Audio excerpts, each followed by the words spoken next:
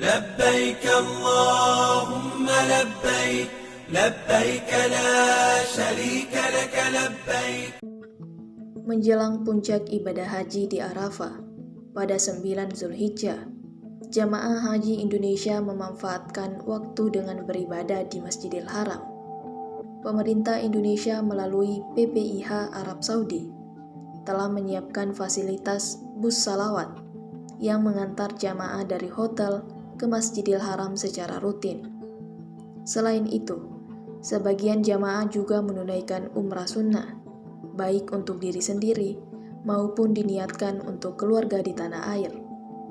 Namun, Dr. Indo Santalia, Mustasyar Dini PPIH, mengingatkan agar ibadah tidak berlebihan. Pernah ada kasus jamaah yang menunaikan umrah sunnah hingga 23 kali. Namun saat puncak haji di Arafah, justru harus dirawat di rumah sakit karena kelelahan.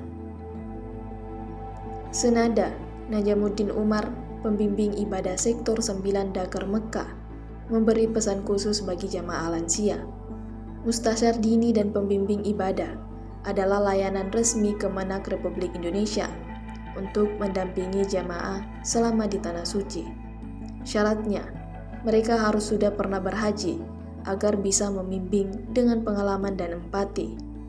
Tugasnya membimbing jamaah secara spiritual agar mencapai derajat haji mabrur.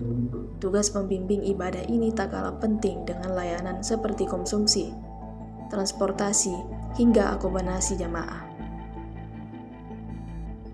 Download Tribun X sekarang, menghadirkan lokal menjadi Indonesia.